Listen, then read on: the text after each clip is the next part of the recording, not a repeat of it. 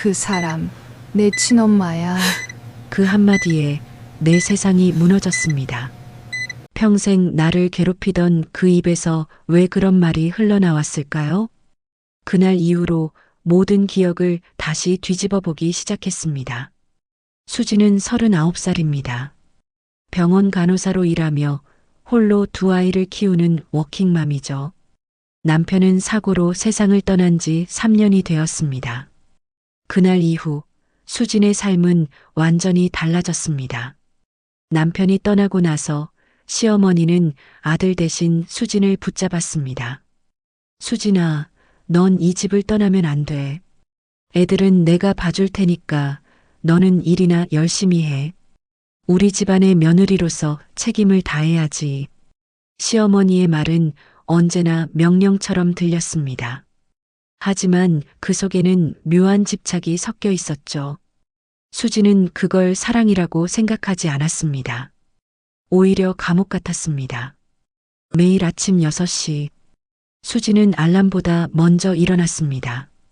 아이들의 도시락을 싸고 아침밥을 차리고 시어머니의 약을 챙겼습니다. 그리고 출근 준비를 서둘렀죠. 수진아, 현관문을 나서려는 순간 시어머니의 목소리가 들렸습니다. 예, 어머니. 수지는 멈춰 섰습니다. 애들 밥은 챙겼니? 예, 싸놨어요. 반찬은?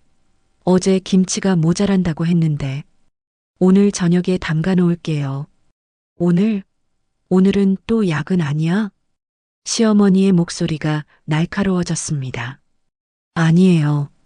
오늘은 정시 퇴근이에요. 그래. 근데 내가 정시에 온 적이 있었나? 수지는 아무 말도 하지 않았습니다. 그냥 고개를 숙이고 신발을 신었습니다. 수진아, 예. 내가 이제 어머니 노릇까지 해? 수지는 깜짝 놀라 고개를 들었습니다. 무슨 말씀이세요? 애들한테 어머니 행세 말라고. 내가 있잖아. 시어머니는 팔짱을 낀 채 서 있었습니다. 수지는 입술을 깨물었습니다. 알겠습니다. 그래, 어서 가. 늦겠다. 현관문이 닫히는 소리가 들렸습니다. 수지는 계단을 내려가며 길게 한숨을 쉬었습니다. 대체 뭘 원하시는 거야? 병원으로 가는 길, 수지는 버스 창밖을 바라보았습니다.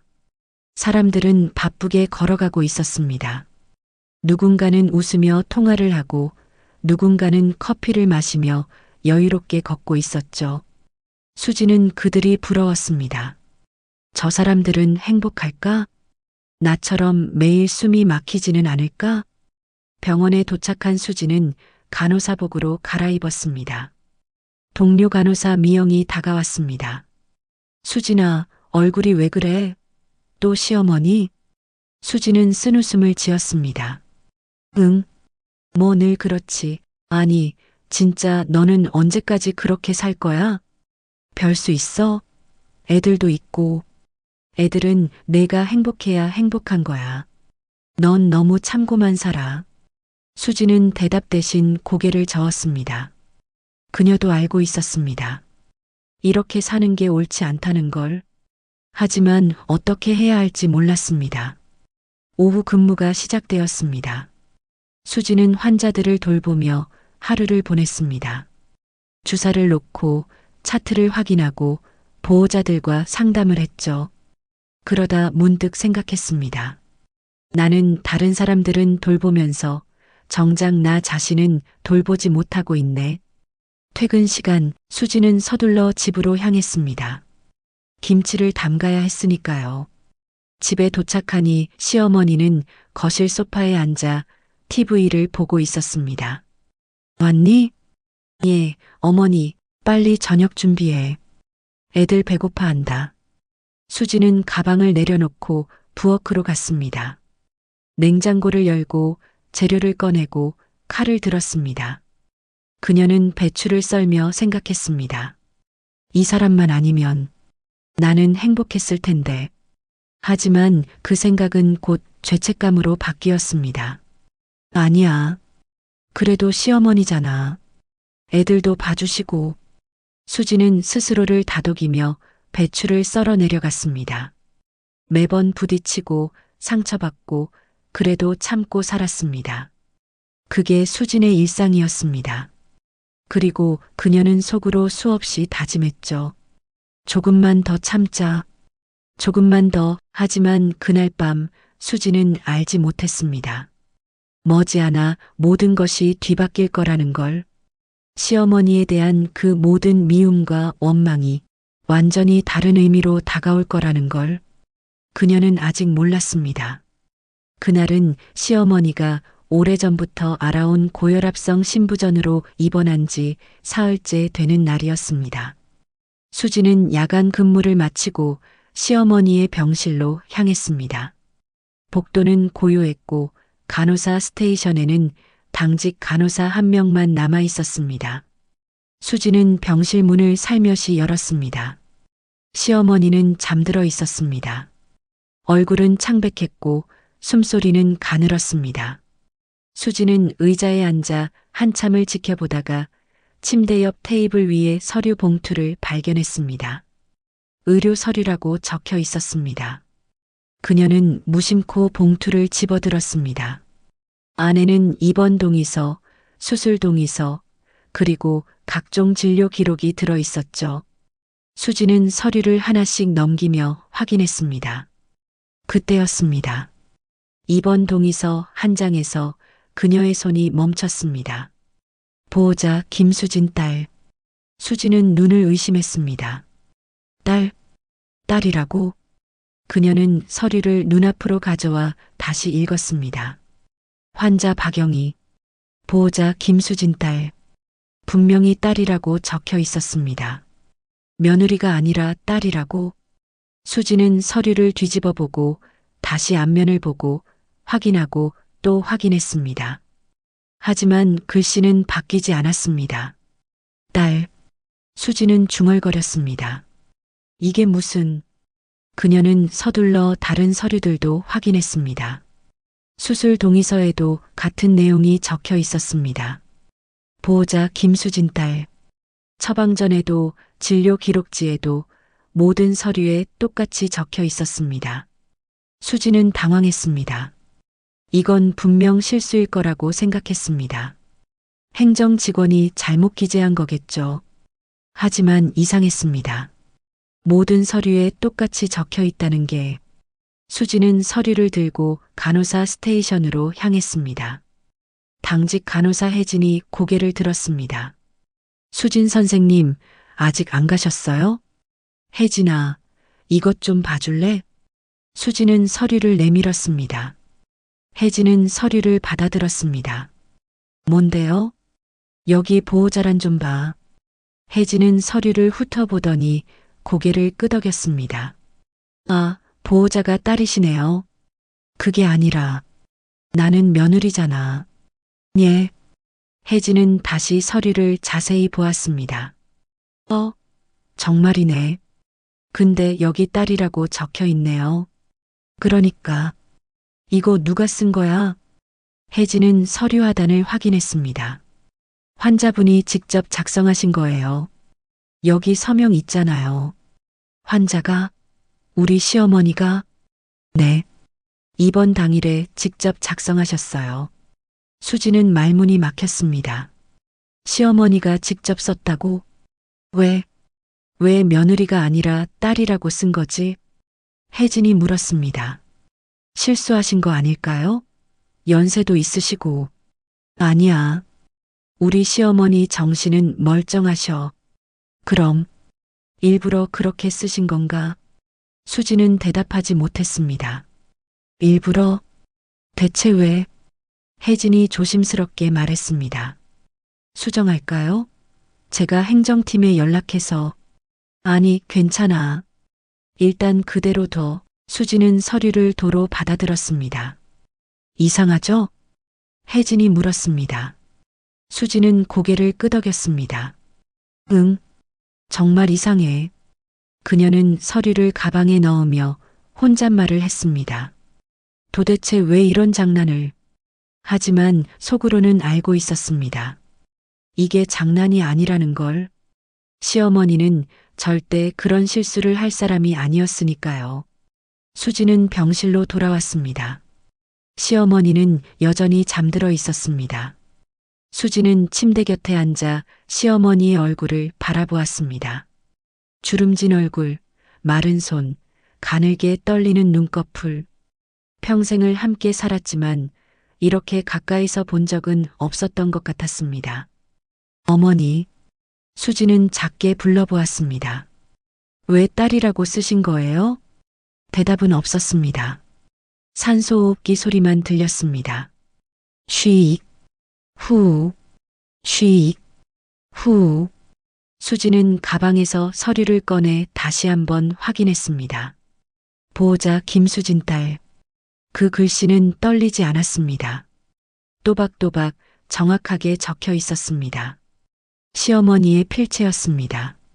수지는 서류를 접어 가방 깊숙이 넣었습니다. 그리고 생각했습니다. 뭔가 있어. 분명히 뭔가 있어. 하지만 그게 뭔지는 아직 알 수 없었습니다. 수지는 병실을 나서며 뒤를 돌아보았습니다. 시어머니는 여전히 잠들어 있었습니다. 평화로운 얼굴이었습니다. 하지만 수진의 마음은 평화롭지 않았습니다. 무언가가 잘못되어 가고 있었습니다. 아니, 어쩌면 이미 오래전부터 잘못되어 있었던 것일지도 모릅니다. 수지는 그저 그것을 이제야 발견한 것 뿐이었습니다. 병실 한켠, 창밖으로는 겨울비가 내리고 있었습니다. 하늘은 잿빛으로 가라앉아 있었고 빗방울은 유리창을 따라 끝없이 흘러내렸습니다. 병실 안은 고요했습니다. 시어머니는 점점 약해지고 있었습니다. 산소호흡기 소리만이 규칙적으로 병실을 채우고 있었죠. 쉬익, 후, 쉬익, 후. 수지는 시어머니의 침대 옆에 앉아 있었습니다. 차갑고 앙상한 손을 가만히 잡은 채로요.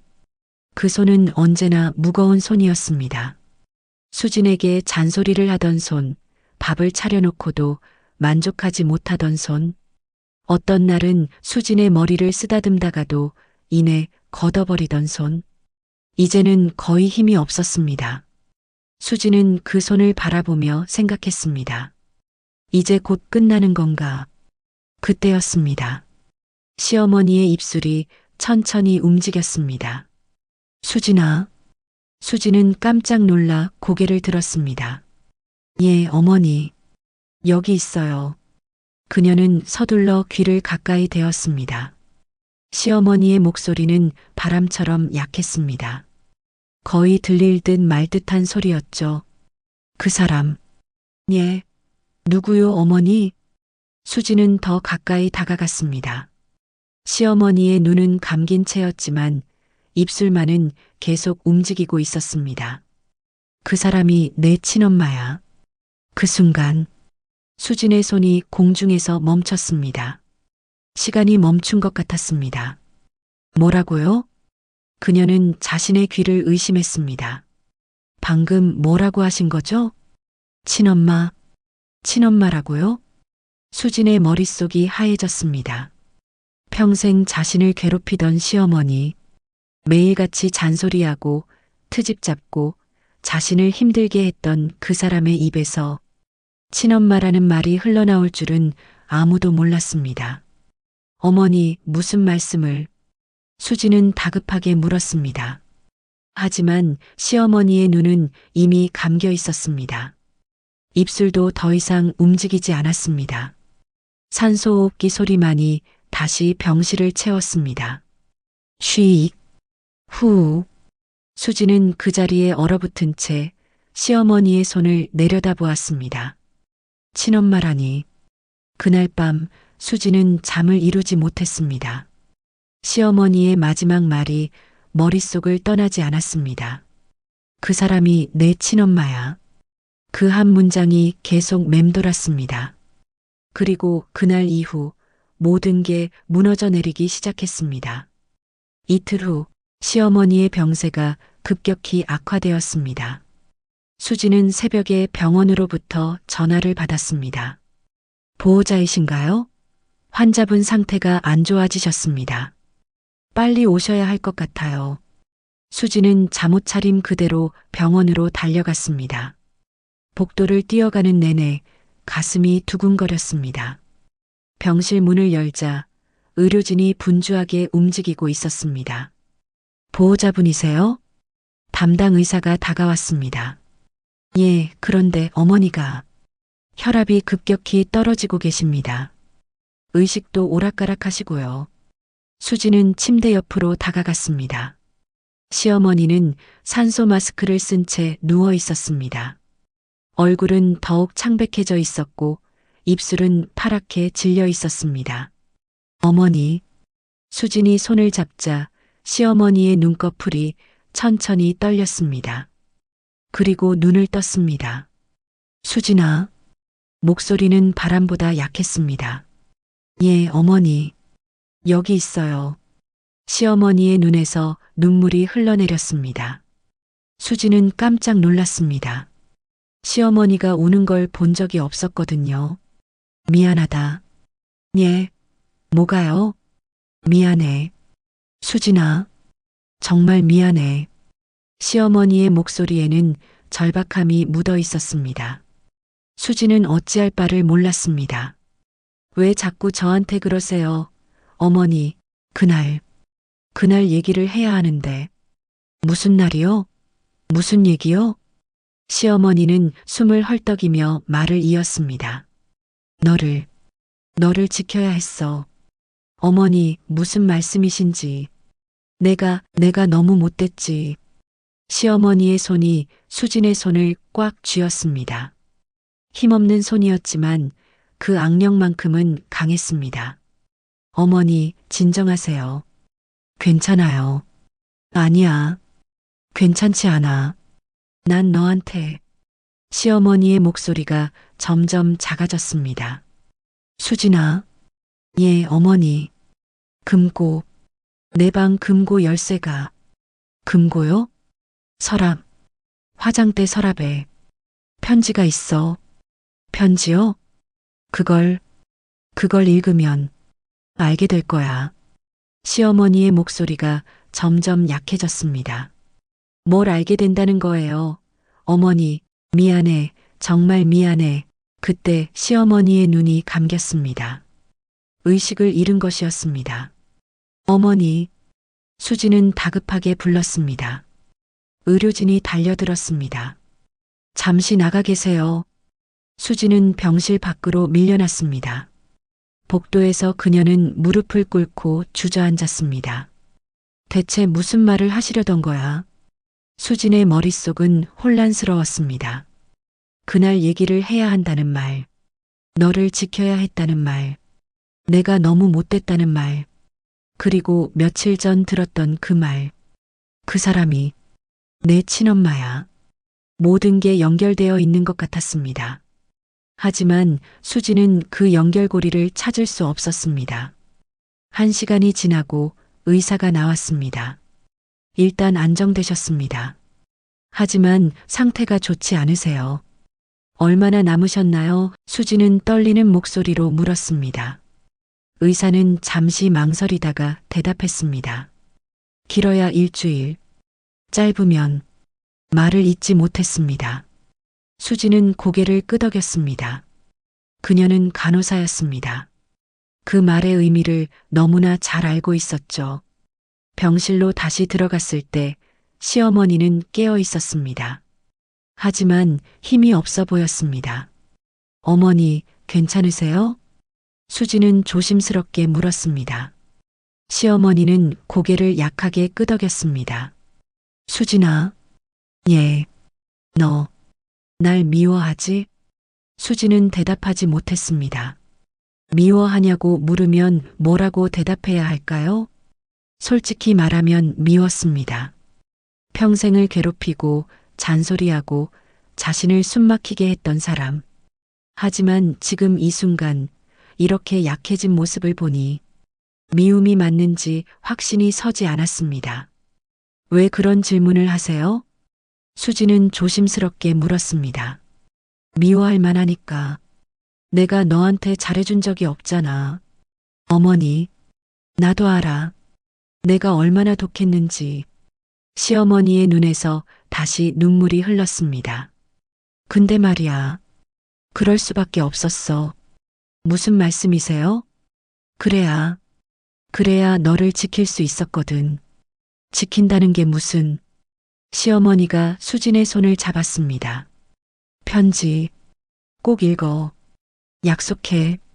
예, 읽을게요. 수진은 눈물을 참으며 대답했습니다. 시어머니는 안심한 듯 눈을 감았습니다. 이번에는 잠이 든 것 같았습니다. 수진은 병실을 나와 복도로 향했습니다. 그리고 벽에 기대어 주저앉았습니다. 눈물이 흘러내렸습니다. 평생 나 괴롭혀 놓고 이제 와서 미안하다니. 수진은 울부짖었습니다. 너무하잖아요. 너무해. 그녀는 왜 이렇게 가슴이 아픈지 알 수 없었습니다.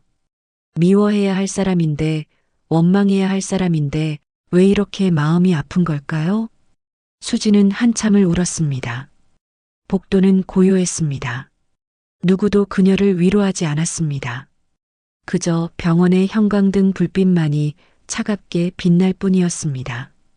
그날 밤 수진은 집에 돌아가지 못했습니다. 병실 보호자 의자에 앉아 밤을 새웠습니다. 시어머니의 숨소리를 들으며 그녀는 생각했습니다. 금고 안에 대체 뭐가 들어있는 거지? 편지에는 무슨 내용이 적혀 있을까? 친엄마라는 말은 무슨 뜻이지? 하지만 아직은 집에 갈 수 없었습니다. 시어머니 곁을 떠날 수 없었습니다. 왜인지는 몰랐지만 수지는 알고 있었습니다.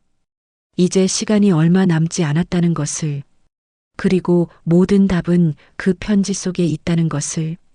시어머니는 그날 밤을 넘기지 못했습니다. 새벽 4시 13분, 산소호흡기의 소리가 멈췄습니다.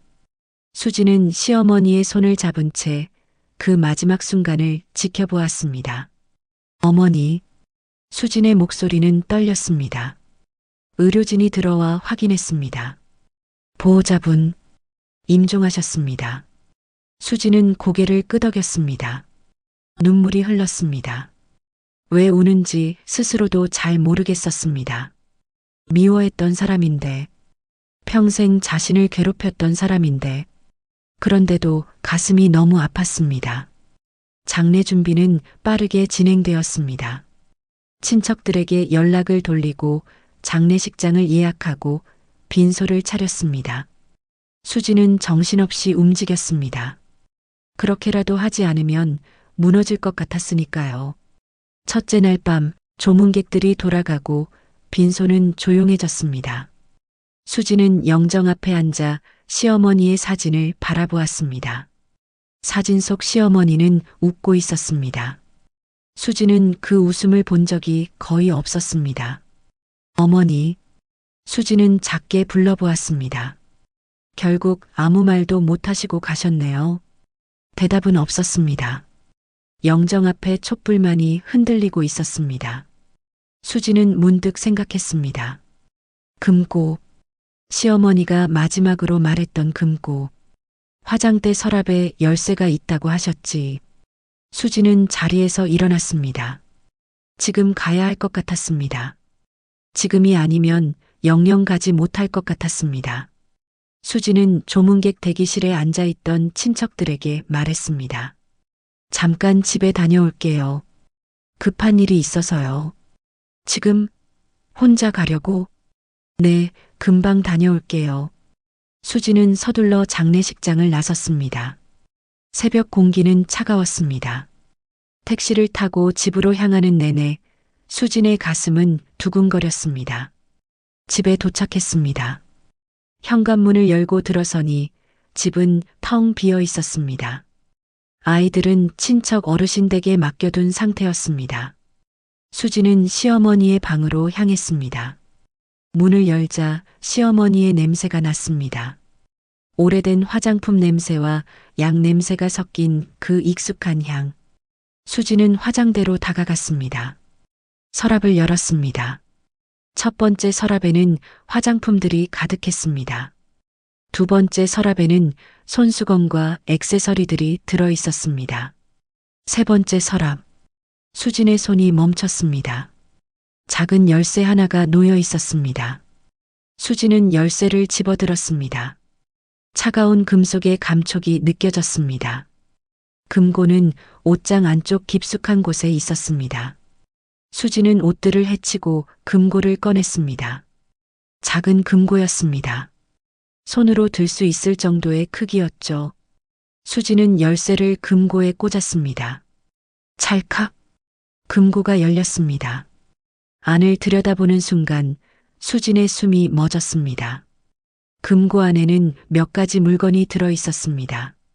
오래된 통장 하나, 낡은 사진 몇 장, 그리고 봉투 하나.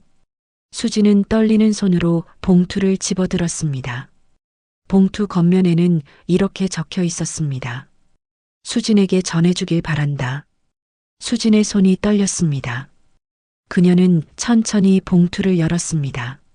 안에는 편지지 한 장이 들어 있었습니다. 수진은 편지를 펼쳤습니다. 시어머니의 필체였습니다. 떨리는 글씨로 적혀 있었습니다. 편지의 첫 문장을 읽는 순간 수진의 눈에서 눈물이 쏟아졌습니다. 수진아, 널 버린 게 아니라 지키려 한 거다. 수진은 그 자리에 주저앉았습니다. 지키려 했다니.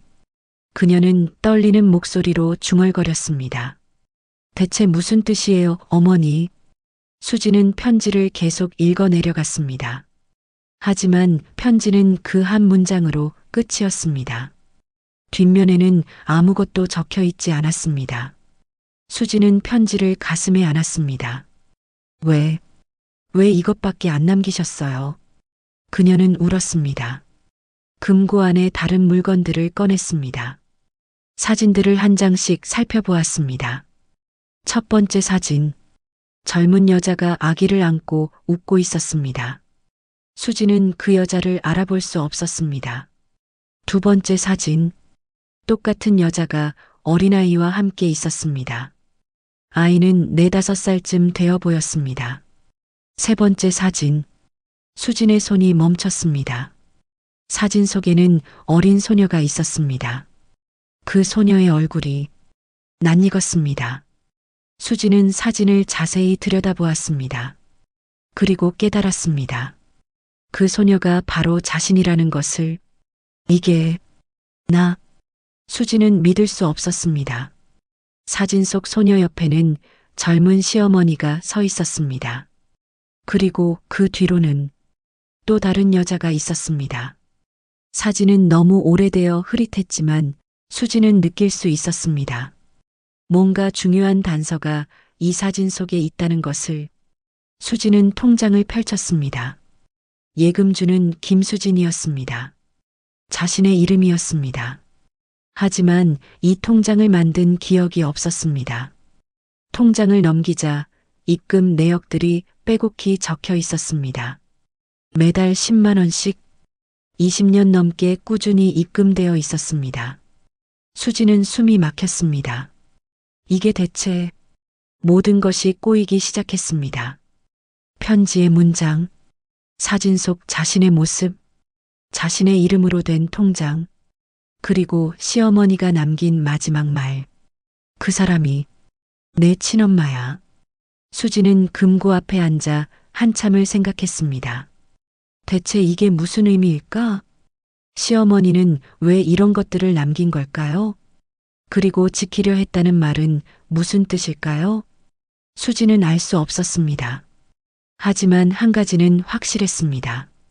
자신이 알고 있던 모든 것이 거짓일지도 모른다는 것. 수진은 편지와 사진들을 가방에 넣었습니다. 통장도 함께 챙겼습니다.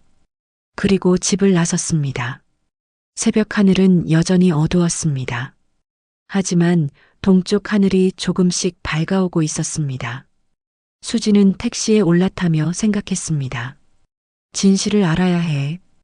어머니가 숨긴 그 진실을. 하지만 그녀는 아직 몰랐습니다. 그 진실이 얼마나 충격적일지, 그리고 그 진실이 자신의 인생을 완전히 뒤바꿔 놓을지.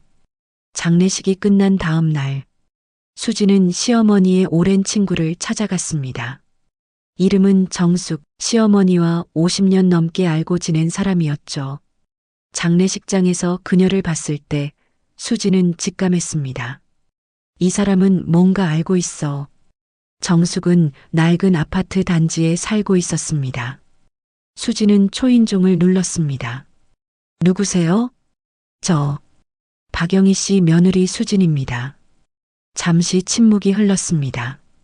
그리고 문이 열렸습니다. 정숙은 수진을 보자마자 한숨을 쉬었습니다. 올 줄 알았어.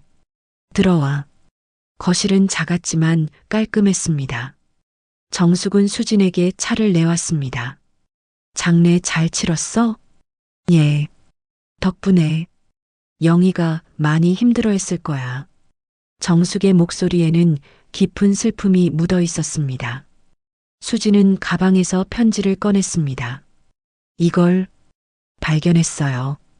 정숙은 편지를 받아들었습니다. 그리고 읽었습니다. 수진아, 널 버린 게 아니라 지키려 한 거다. 정숙의 손이 떨렸습니다. 결국 남겼구나. 이게 무슨 뜻인지 아세요? 수진이 물었습니다. 정숙은 한참을 망설였습니다. 그리고 천천히 입을 열었습니다. 수진아, 너 정말 알고 싶은 거야? 예. 알고 나면 후회할 수도 있어. 괜찮아요. 알고 싶어요. 정숙은 긴 한숨을 쉬었습니다. 그리고 말하기 시작했습니다. 너희 시어머니 사실 널 어릴 적부터 봤어. 예. 수지는 귀를 의심했습니다. 영희가 너를 처음 본 건 내가 태어났을 때야. 무슨 말씀이세요? 내 친엄마가 그 집 식모였거든. 수진의 얼굴이 창백해졌습니다. 식모요? 응.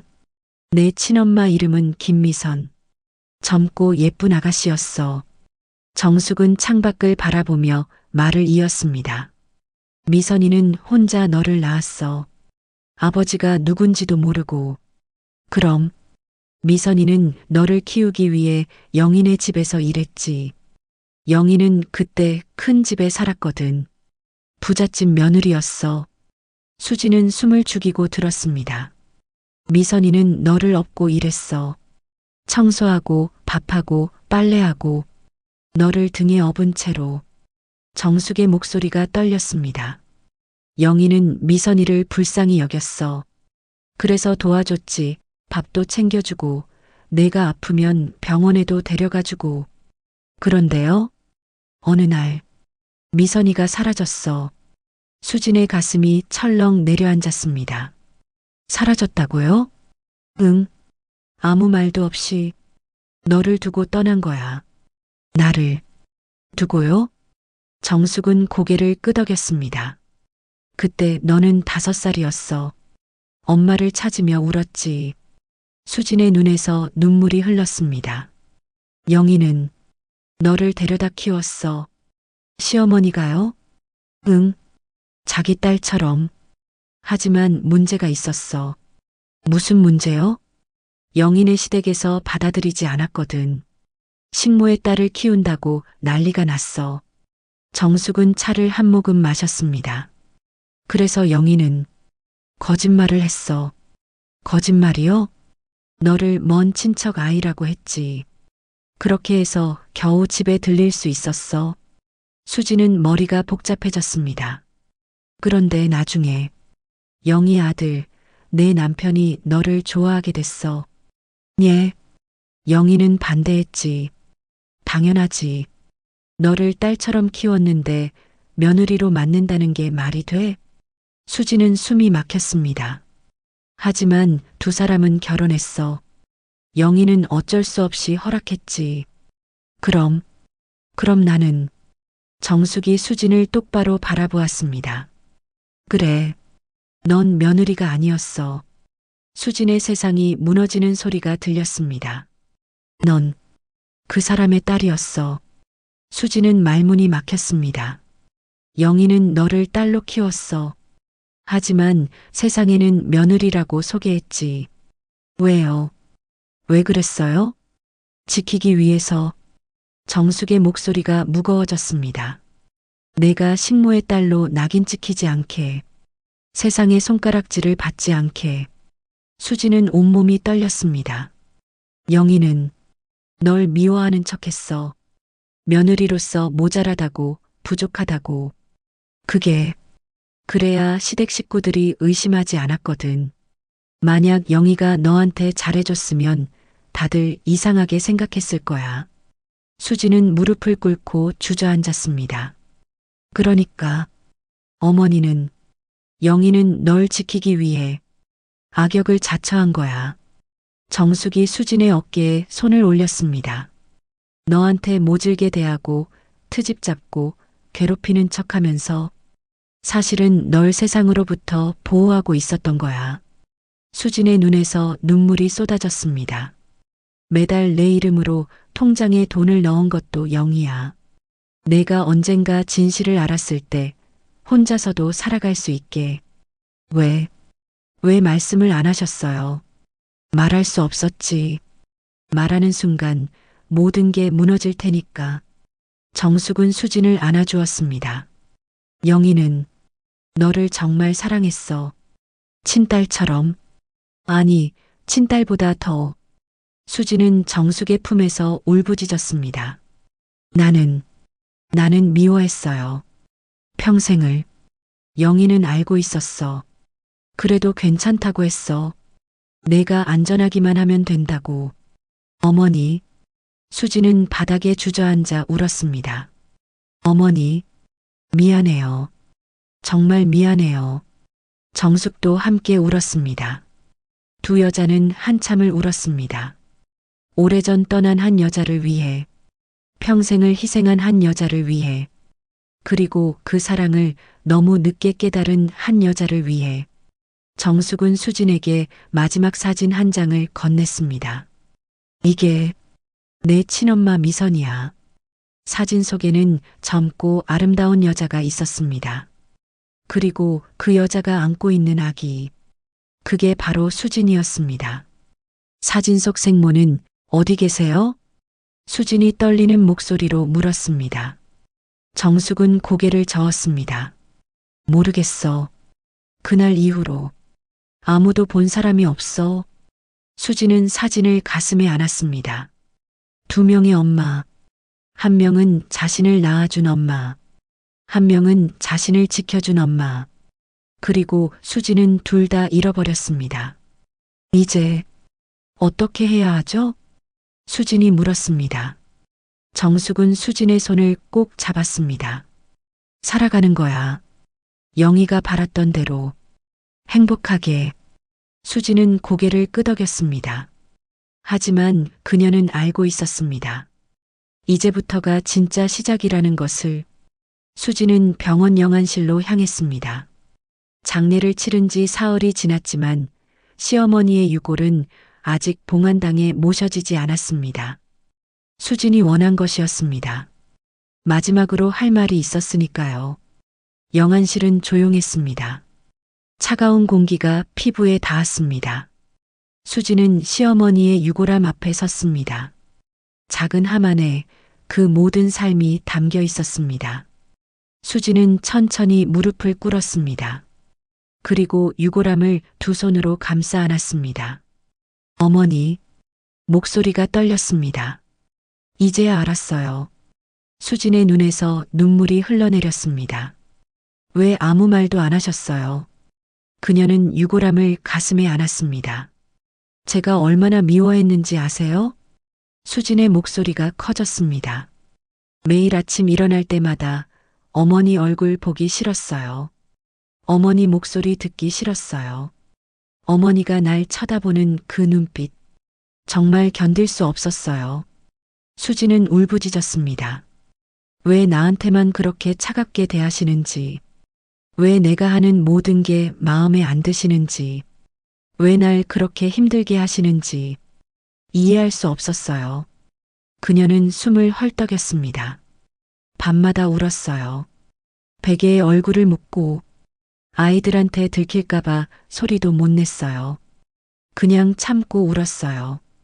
수진의 목소리는 절규에 가까워졌습니다. 남편이 죽고 나서 더 힘들었어요. 어머니는 절 더 올가매셨잖아요. 이 집을 떠나지 못하게, 자유롭게 살지 못하게, 전 감옥에 갇힌 것 같았어요. 눈물이 멈추지 않았습니다. 수없이 생각했어요. 차라리 어머니가 안 계셨으면, 그러면 내가 더 행복했을 거라고.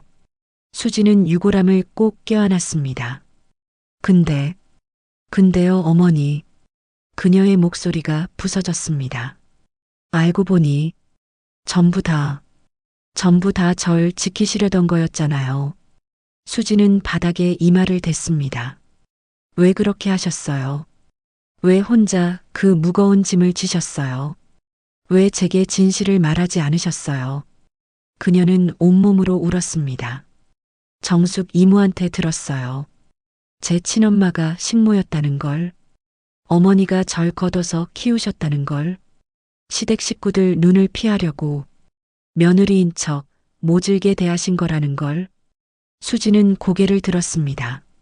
얼굴은 눈물범벅이었습니다. 어머니는 평생을 연기하신 거죠.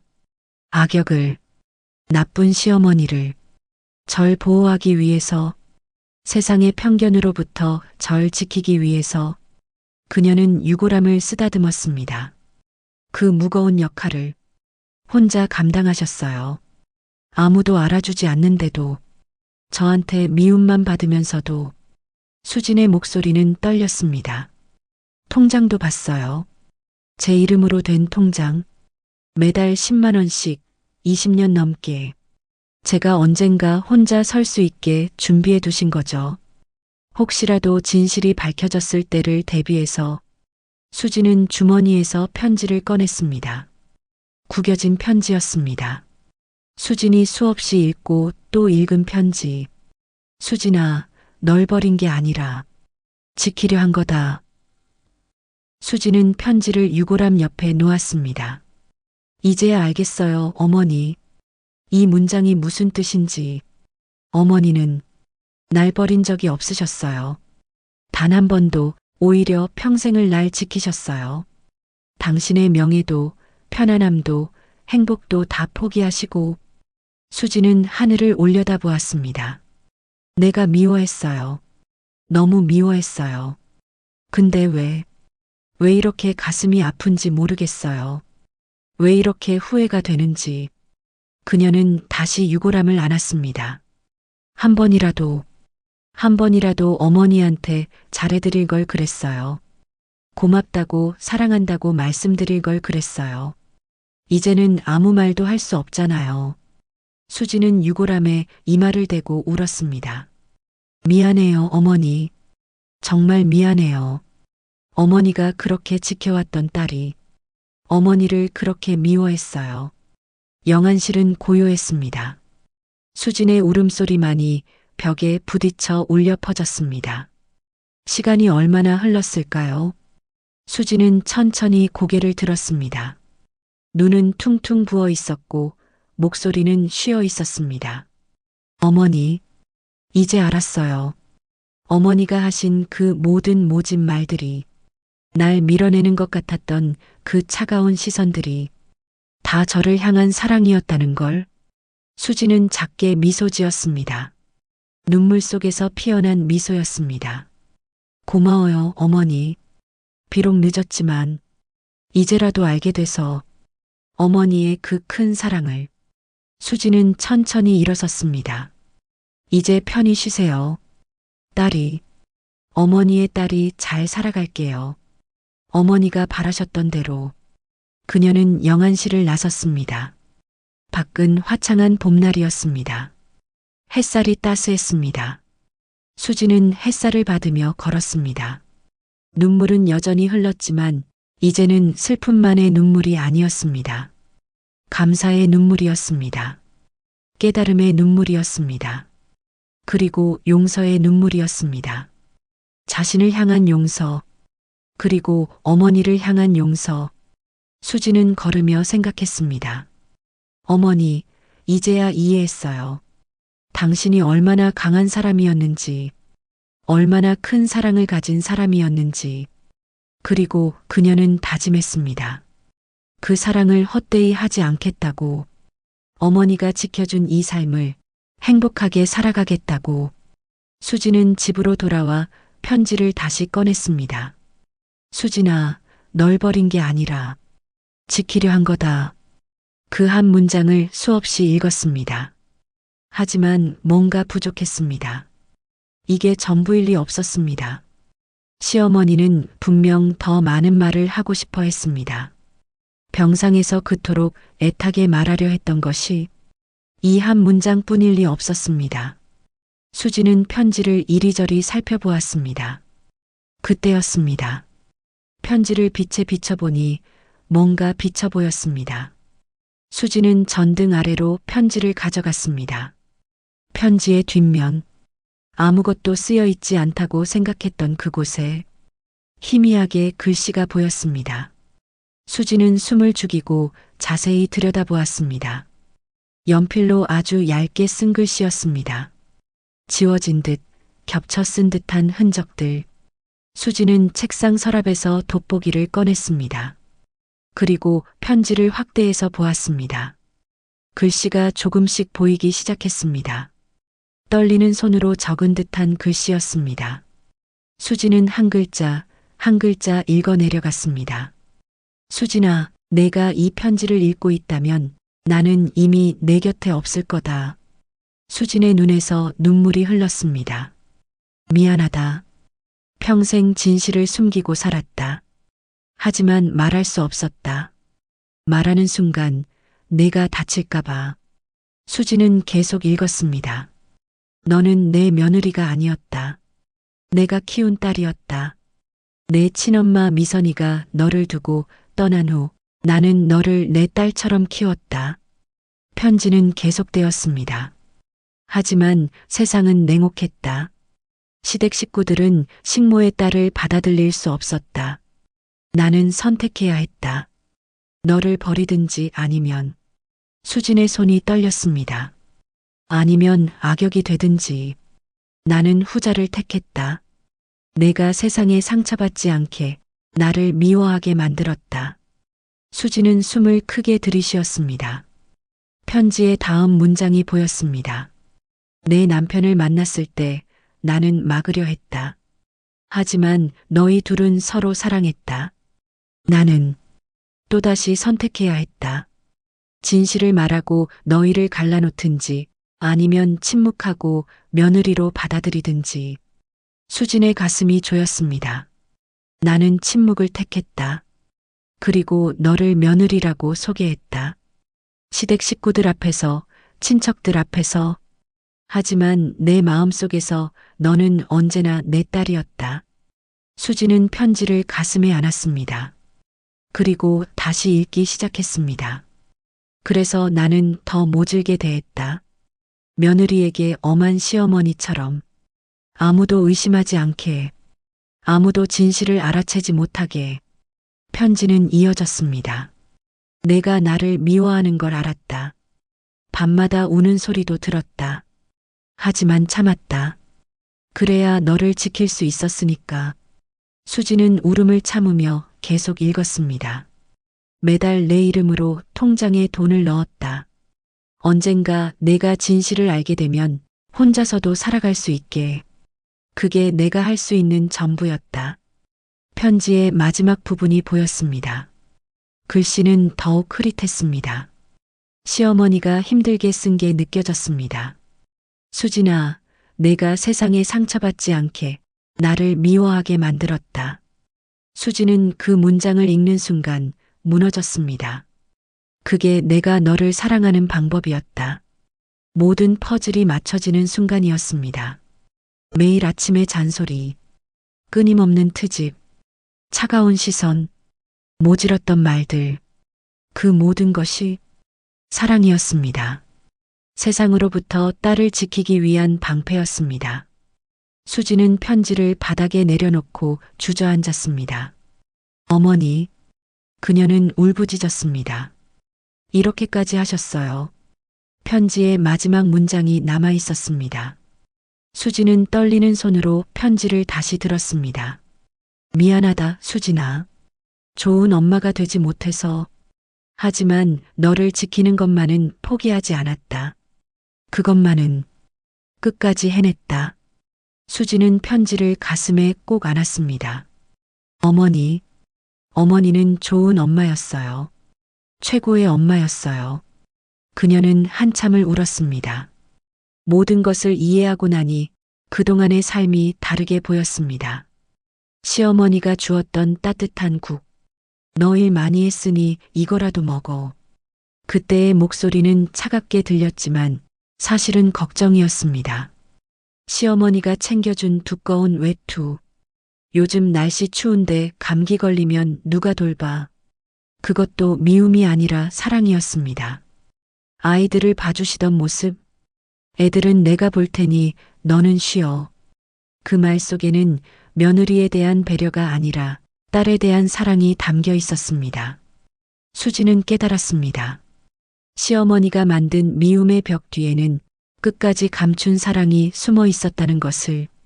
그 사랑은 거칠었지만 진실했고, 차가워 보였지만 따뜻했고, 모질게 느껴졌지만 부드러웠습니다. 수지는 편지를 소중히 접었습니다. 그리고 시어머니의 사진을 꺼냈습니다. 사진 속 시어머니는 웃고 있었습니다. 수지는 사진을 쓰다듬었습니다. 고마워요, 어머니. 저를 지켜주셔서. 평생을 희생하면서까지. 밖에서 해가 지고 있었습니다. 노을이 창문으로 들어왔습니다. 수지는 노을을 바라보며 생각했습니다. 어머니의 사랑은 저 노을 같았어요. 처음엔 눈부셔서 똑바로 볼 수 없었지만 이제는 그 아름다움을 알 수 있어요. 평생 잊지 않을 것입니다. 어머니가 자신을 얼마나 사랑했는지, 그리고 그 사랑이 얼마나 위대했는지. 사무제가 지난 다음 날, 수지는 시댁 식구들을 모두 불렀습니다. 큰아버님, 작은아버님, 그리고 고모들까지. 모두 12명이 거실에 모였습니다. 갑자기 왜 이러는 거야? 큰아버님이 불편한 표정으로 물었습니다. 할 말이 있어서요. 수지는 차분하게 대답했습니다. 그녀는 더 이상 떨리지 않았습니다. 진실을 알고 나니 오히려 담담해졌습니다. 무슨 얘긴데? 작은아버님이 물었습니다. 수지는 가방에서 편지를 꺼냈습니다. 그리고 금고에서 찾은 서류들과 사진들도 함께. 어머니께서 남기신 것들이에요. 수지는 편지를 펼쳤습니다. 이걸 읽어드릴게요. 그녀는 천천히 읽기 시작했습니다. 편지의 내용을. 시어머니가 자신을 어떻게 키웠는지, 왜 며느리로 소개했는지, 왜 그렇게 모질게 대했는지, 모든 진실을. 처음에는 조용히 듣던 사람들이 점점 술렁이기 시작했습니다. 잠깐, 그게 무슨 소리야?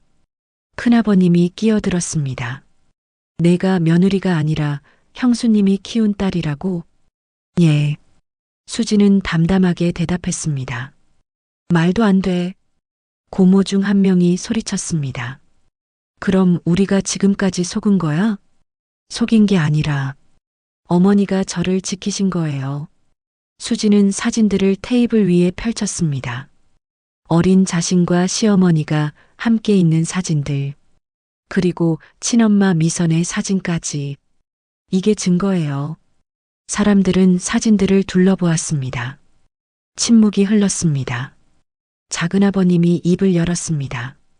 그러니까 형수님은 내가 며느리인 척하면서 사실은 딸로 키운 거란 말이지? 예. 왜? 시댁에서 받아들여주지 않으셨잖아요. 수진의 목소리는 담담했지만 단호했습니다. 제 친엄마가 식모였다는 이유로요. 큰아버님의 얼굴이 굳어졌습니다. 그건 사실이잖아요.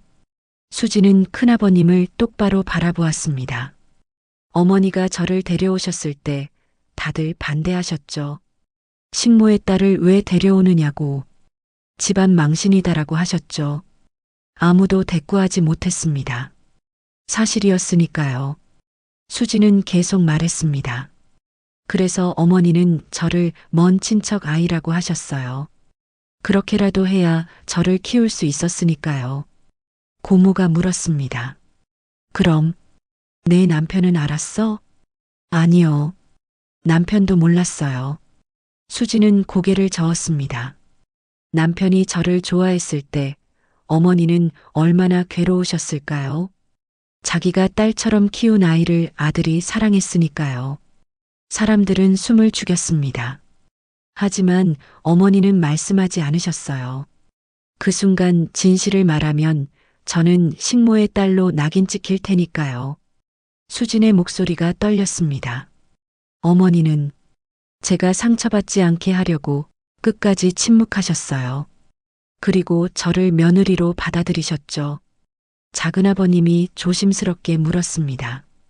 그럼 형수님이 너한테 그렇게 모질게 대한 건 저를 지키기 위해서였어요. 수지는 편지의 한 구절을 읽었습니다. 내가 세상에 상처받지 않게 나를 미워하게 만들었다. 며느리에게 엄한 시어머니처럼 행동해야 아무도 의심하지 않았으니까요. 거실은 고요해졌습니다. 큰아버님이 한숨을 쉬었습니다. 형수님이 그렇게까지 하셨어. 고모 중 한 명이 눈물을 닦았습니다. 우린 몰랐어. 몰랐죠. 수지는 담담하게 말했습니다. 어머니가 그렇게 만드셨으니까요. 완벽하게 연기하셨으니까요. 그녀는 통장을 꺼냈습니다. 이것도 보세요. 사람들은 통장을 돌려보았습니다. 제 이름으로 된 통장이에요. 어머니가 20년 넘게 매달 돈을 넣어주셨어요. 제가 혼자서도 살아갈 수 있게. 작은아버님이 통장을 보며 말했습니다. 형수님 월급이 얼마 안 됐는데 이걸 어떻게 모아주신 거예요? 수진의 목소리가 잠겼습니다. 당신 것은 아껴가면서 침묵이 흘렀습니다. 긴 침묵이었습니다. 큰아버님이 입을 열었습니다. 수진아, 예, 우리가 잘못했다. 그의 목소리는 떨렸습니다. 내가 어릴 때 우리가 받아줬어야 했는데, 식모의 딸이라고 차별하지 말았어야 했는데, 고모들도 고개를 숙였습니다. 미안해, 수진아. 우리도 몰랐어. 형수님이 그렇게까지 하신 줄은. 수지는 고개를 저었습니다. 괜찮아요. 어머니는 여러분을 원망하지 않으셨어요. 그저 저를 지키고 싶으셨을 뿐이에요. 작은아버님이 물었습니다. 그럼 이제 넌 어떻게 할 거니? 수지는 잠시 생각했습니다. 그리고 대답했습니다. 살아갈 거예요. 어머니가 바라셨던 대로 행복하게. 그녀는 사람들을 둘러보았습니다. 어머니가 평생을 희생하면서 지켜준 이 삶을 헛되이 하지 않을 거예요. 큰아버님이 고개를 끄덕였습니다. 그래, 그래야지. 형수님도 그걸 바라셨을 거야. 고모가 수진의 손을 잡았습니다. 수진아, 우리가 이제라도 잘해줄게. 너는 우리 조카야, 형수님의 딸이니까. 수진의 눈에서 눈물이 흘렀습니다. 고마워요. 사람들은 하나둘 일어나 수진을 안아주었습니다. 미안하다, 수진아. 이제라도 알게 돼서 다행이다. 수진은 그들의 품에서 울었습니다. 오랜 시간 쌓였던 오해가 풀리는 순간이었습니다. 모임이 끝나고 사람들이 돌아간 후 수진은 혼자 거실에 앉아 있었습니다. 창밖으로 봄비가 내리고 있었습니다. 그녀는 시어머니의 사진을 꺼내 보았습니다. 어머니, 다들 이해하셨어요. 당신이 얼마나 대단한 사람이었는지, 얼마나 강하고 용감하고 사랑이 깊은 사람이었는지. 수지는 사진에 입 맞췄습니다. 이제 편히 쉬세요. 딸이 잘 살아갈게요. 밖에서 비가 내리고 있었습니다. 하지만 수진의 마음은 맑았습니다. 진실이 밝혀지고 오해가 풀리고 용서가 이루어진 후의 평화로움. 수진은 처음으로 느꼈습니다. 겉으로 보이는 게 다가 아니에요, 어머니. 당신이 그걸 가르쳐 주셨어요. 비는 계속 내렸습니다. 하지만 그 빗소리는 더 이상 슬프지 않았습니다. 오히려 위로처럼 들렸습니다. 어머니가 하늘에서 내려주는 위로처럼 6개월이 흘렀습니다. 수지는 시어머니의 낡은 유품 상자를 정리하고 있었습니다. 오래된 옷들, 손때 묻은 물건들, 하나하나 꺼내보며 수지는 미소 짓곤 했습니다. 이제는 슬프지 않았습니다. 그리움이었습니다. 따뜻한 그리움. 상자 맨 밑에서 액자 하나가 나왔습니다. 낡고 오래된 액자였습니다. 수지는 액자를 꺼내 먼지를 닦았습니다. 그리고 숨이 멎었습니다. 사진 속에는 젊은 시어머니가 있었습니다. 그리고 그 품에 안긴 어린 수진. 시어머니는 활짝 웃고 있었습니다. 어머니는 늘 이렇게 웃고 싶었을 텐데. 하지만 세상 앞에서는 웃을 수 없었던 거죠. 딸을 지키기 위해서 수지는 액자를 가슴에 안았습니다. 어머니. 그녀는 조용히 불렀습니다. 이제 알겠어요.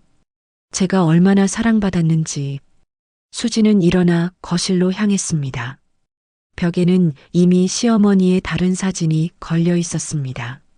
하지만 수지는 그 옆에 이 사진도 걸고 싶었습니다. 웃고 있는 어머니의 모습을. 수지는 못을 받고 액자를 걸었습니다. 한 걸음 물러서서 바라보았습니다. 이게 당신이었어요, 어머니. 그때 초인종이 울렸습니다. 수지는 문을 열었습니다. 택배 기사가 서 있었습니다. 김수진 씨 맞으세요? 네. 등기 우편이요. 수지는 서류를 받아들었습니다. 발신자는 법률사무소였습니다. 수지는 봉투를 뜯었습니다. 안에는 서류 한 장이 들어 있었습니다. 가족관계 증명서, 정정 신청 완료 통지서. 수진의 눈이 커졌습니다. 서류를 자세히 읽어 내려갔습니다. 박영희의 자녀로 등재. 수진의 손이 떨렸습니다. 시어머니가 생전에 준비해 두신 것이었습니다. 법률사무소에 미리 의뢰해 두었던 거죠.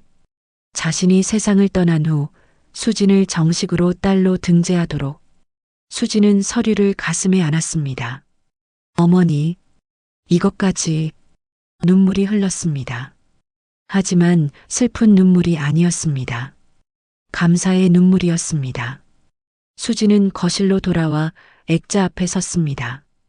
어머니, 이제 공식적으로 당신의 딸이에요. 법적으로도 마음으로도. 그녀는 액자 속 어머니의 웃는 얼굴을 바라보았습니다. 당신이 평생 숨기고 지켜왔던 이 관계를 이제는 당당히 말할 수 있어요. 제 어머니라고. 수지는 책상 서랍을 열었습니다. 그 안에는 어머니가 남긴 편지가 소중히 보관되어 있었습니다. 그리고 그 옆에는 수진이 쓴 편지도 있었습니다. 어머니께 쓴 답장이었습니다. 수지는 그 편지를 꺼내 다시 읽었습니다. 어머니께 너무 늦게 깨달아서 미안해요. 당신이 얼마나 저를 사랑했는지, 어떻게 저를 지켜왔는지 이제야 알았어요. 당신의 그 모진 말 한마디 한마디가 사실은 사랑의 언어였다는 걸. 당신의 차가운 시선이 사실은 저를 지키는 눈빛이었다는 걸. 당신이 쌓아 올린 그 높은 벽이 사실은 저를 감싸는 성벽이었다는 걸. 수지는 편지를 접었습니다. 그리고 창문을 열었습니다. 봄바람이 불어왔습니다. 따뜻하고 부드러운 바람이었습니다. 수지는 바람을 맞으며 생각했습니다. 어머니와 함께했던 순간들을. 이제는 다르게 보였습니다. 수진아, 밥은 먹었니? 그 말은 잔소리가 아니라 걱정이었습니다. 요즘 얼굴이 왜 그래? 피곤해 보여. 그 말은 비난이 아니라 염려였습니다. 애들 교육은 제대로 시키고 있어? 그 말은 간섭이 아니라 관심이었습니다. 모든 것이 사랑이었습니다. 어색하고 서툰, 하지만 진실한 사랑. 수지는 액자를 다시 한번 바라보았습니다. 어머니, 약속해요. 당신이 지켜준 이 삶을 행복하게 살아갈게요. 당신이 바라셨던 대로. 그녀는 액자에 다가가 손을 얹었습니다. 그리고 제 아이들에게도 가르쳐 줄게요. 사랑은 때로 모진 얼굴을 하고 있지만 그 속에는 언제나 따뜻한 마음이 있다는 걸. 겉으로 보이는 게 전부가 아니라는 걸. 수지는 미소 지었습니다. 평온한 미소였습니다. 용서를 거쳐 도달한 평화의 미소. 그때 현관문이 열렸습니다. 엄마, 큰아이와 작은아이가 뛰어들어왔습니다. 왔니, 우리 아가들. 수지는 아이들을 안아주었습니다. 큰아이가 물었습니다. 엄마, 이 사진은 누구예요? 아이가 가리킨 건 새로 건 액자였습니다. 수지는 아이를 무릎에 앉히고 말했습니다. 할머니셔. 할머니? 저 할머니랑 다르게 생겼는데? 아이는 옆에 다른 사진을 가리켰습니다. 수지는 웃었습니다. 응, 이건 할머니가 웃고 있는 모습이야. 할머니도 웃으셨어요? 그럼. 할머니는 원래 웃음이 많은 분이셨어. 그런데 왜 항상 무서운 얼굴이셨어요? 작은아이가 물었습니다. 수지는 아이들을 꼭 안았습니다. 그건 말이야. 그녀는 잠시 생각했습니다. 어떻게 설명해야 할까?